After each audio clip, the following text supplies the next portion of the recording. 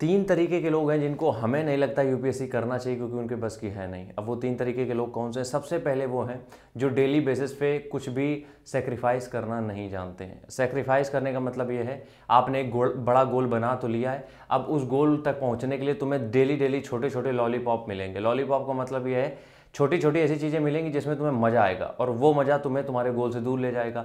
तो अगर तुम छोटे छोटे लॉलीपॉप को देख के पिघल रहे हो, और यहाँ पे मेरा मतलब जो है वो तुम लोग समझ गए होगे, ठीक है।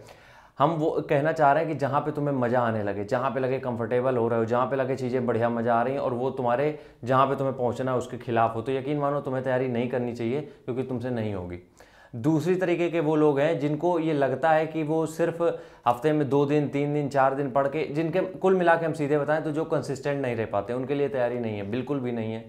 यूपीएससी एक ऐसी मैराथन है जिसमें डेली स्प्रिंट मारनी पड़ती है, ठीक है।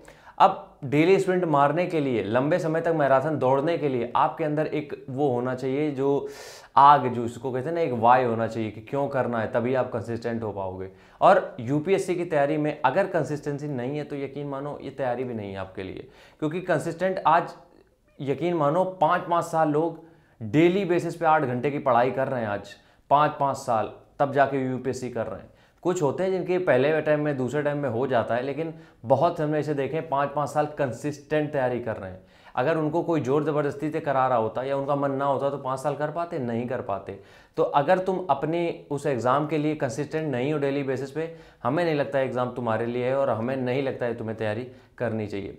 तीसरी बात क्या है यहाँ पे? तीसरा है पेशेंस। अगर तुम्हारे अंदर पेशेंस नहीं है तो ये भी तुम्हारे लिए नहीं है। हर चीज़ तुम्हें बहुत जल्दी चाहिए, हर चीज़ का रिजल्ट तुम्हें बहुत जल्दी चाहिए।